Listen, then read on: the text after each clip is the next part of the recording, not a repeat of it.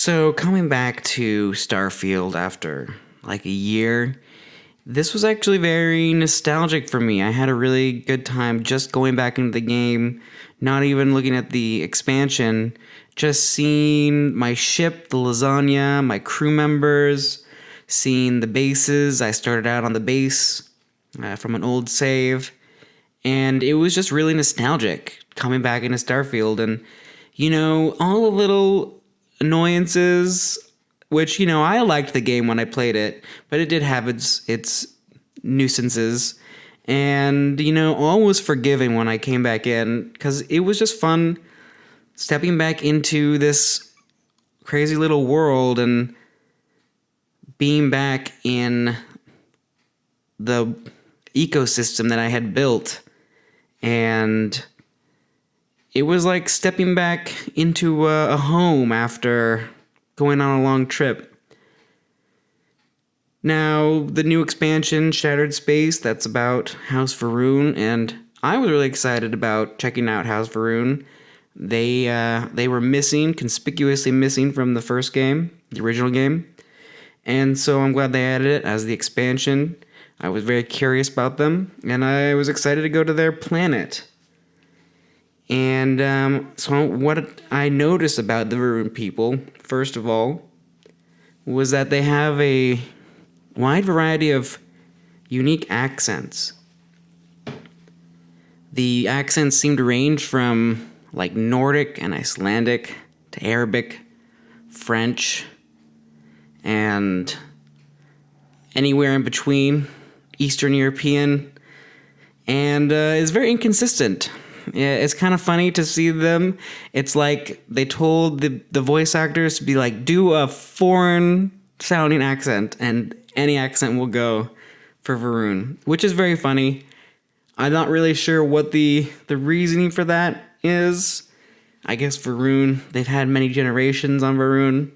You'd think they would have a more uniform accent, but I guess not. Maybe that's just one of the quirks of the Varunian culture.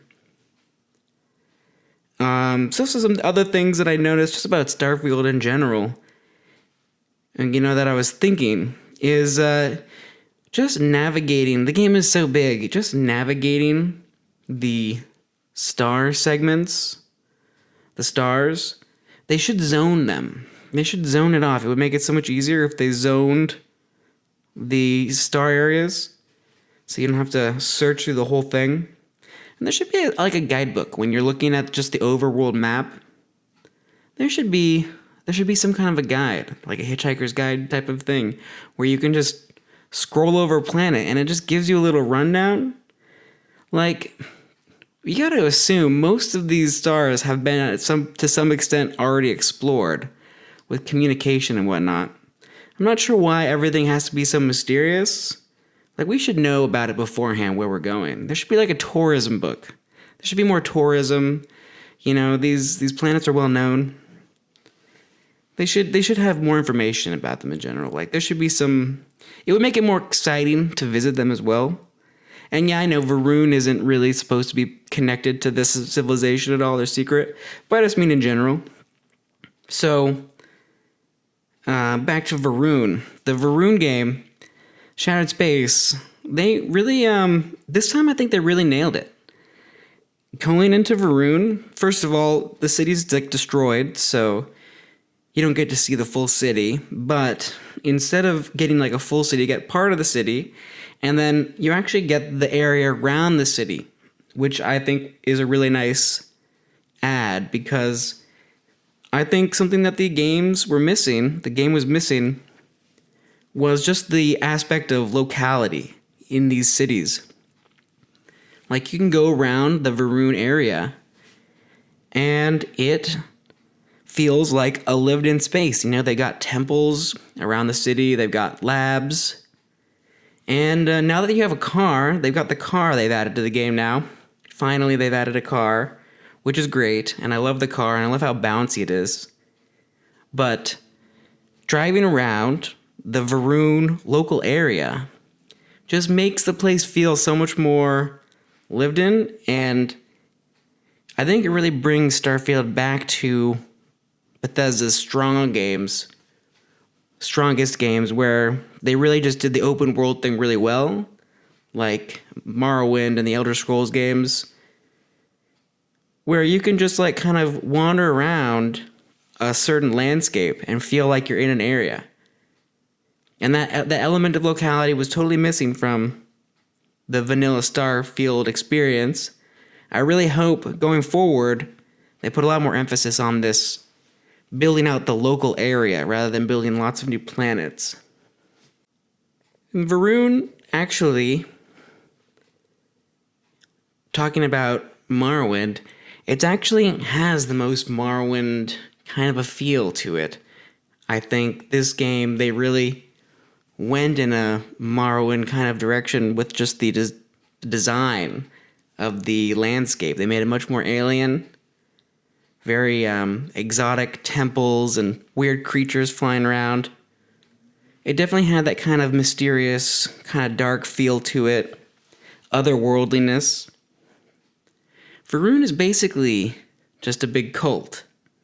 And yeah, no surprise, we knew that they were the snake people, but even more so, just like in how they interact with each other, these people, they will just basically follow any orders if they think that it's in the interest of the Varun people, like the farmers. Like, I was traveling with Andreja, and we were on a mission, and we met some farmers who were hiding this guy, or they met this guy. They weren't necessarily hiding him, but they just kind of met him and told him a direction to walk in. And they didn't want to give up his identity because they didn't know what we were going to do with it, and they didn't really know the guy anyway. But Andreja just kind of said, we're doing this for the Great Snake. And then they're just like, oh yeah, well then I guess we got to do it. And I think it's just so funny as an example of what their culture is, where they literally just do everything for the snake. Everybody does. Doesn't matter who you are, if you're a farmer, you're on the outskirts of town, you're not even really part of the government, part of the religion. Doesn't matter. You're there. You're doing it for the snake. You're doing it for the council. Everyone got this kind of hive mind mentality. There's no dissent in Varun. And so it really is basically like a big cult on this planet, where they're just completely isolated, or mostly isolated, and they just follow these weird orders and, kill each other and worship this snake. I have to say, one issue I had with the storyline that unfurled in the Shattered Space expansion was at the end, just in terms of player choice. You're helping out this guy, Anasco, or you're kind of searching for him. You're helping out the Snake Council.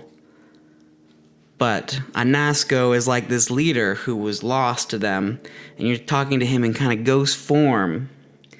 And it kind of turns out he's kind of a crazy guy who wants to take over the galaxy or something.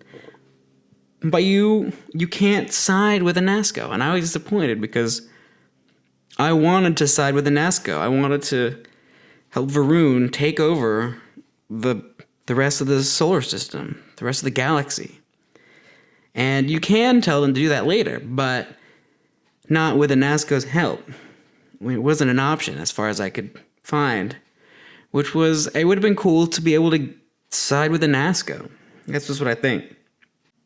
And just looking back at this game, another thought I had about the Starfield experience is these companions, I upped my leadership skills so I could get as many companions on as many bases as possible. But I just think it's so funny. You meet this person, and they're like, I guess I'll work for you now. And you can give them some money, and they'll ship off and go to one of your bases or onto your ship. But then, my bases, I as proud as I am of the bases that I made playing the game, they suck ass. They are totally unlivable, horrible, horrible places to be in the middle of nowhere on some isolated moon or something. Nothing by way of comfort or entertainment. They literally are going to go there. This person who just met me, I paid them a very little amount of money, and they are just going to go and live on one of my shitty ass bases forever now. And I just think that's so funny of Starfield because it's just terrible for them. I feel so bad for these companions. Any companion that meets my character, I feel immediately bad for them because they're going to be shipped off to some horrible moon, never to be seen again by anyone in society. And they have no complaints about this. There is no inner mind going. They have no complaints. They have no thoughts about it. They're like, okay, shipping off to the moon. Here we go. And then that's it. And then I forget who they are.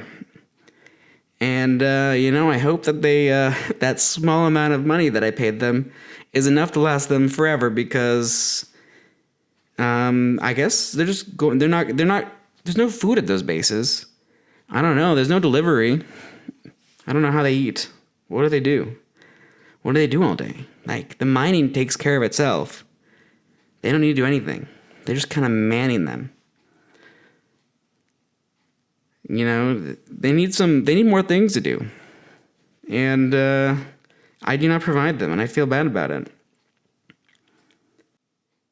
But I have to say, the Shattered Space experience, there were a lot of side quests. We had the main mission, helping the Varun government with their Anasco problem, meeting the multiple houses of Varun. And then there was also the side quests with the researchers, side quests exploring the temples, and various other side quests just in Varun culture. I think that the expansion did have a lot to offer diving back into it.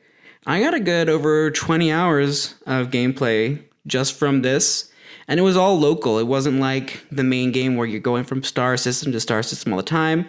This is just on Varun. And, and I think it was a really good experience, really toned down, really focus on just a local, making the expansion have the best possible experience just on Varun as possible.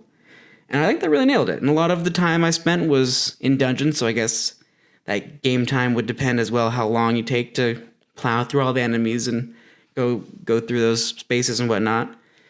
But, it was a solid amount of game time, and it was also very interesting. Very interesting exploring Varun culture, checking out the new weapons. There's a new house you can buy. I was surprised there's no activities.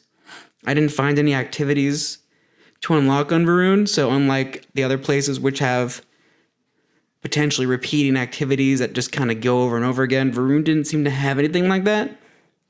So once you're done with Varun, it seems like you're done with Varun. But overall, I think I enjoyed my little excursion into the Varun home planet. And I would love to see more Varun interaction in a peaceful way in the coming Starfield content. Now I might as well mention as well the other DLC that they added, the Trackers Alliance.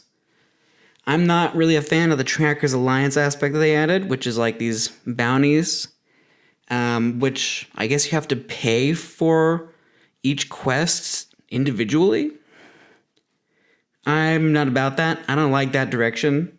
And that does make me worried for Starfield's future and Bethesda's games future. Just because the idea of purchasing individual quests seems way too miniature and very annoying. Not at all in the spirit of previous games. I really hope that it's not something that they're going to double down on. But just the Varun expansion on its own, I think it's worth the time and expense to dive back in to check out Varun if we're looking for new Starfield content. And I had a good time checking out Varun. Not going to blow your mind, but it's a solid new content, and it really pushes the game in a direction that I think it should have been from the beginning. But it's nice that they're getting to it now, where it's a lot more focus on the open world aspect and a lot more locality, more local. A lot more emphasis on the local aspect of the game, so you can enjoy exploring the area rather than just fast traveling from planet to planet.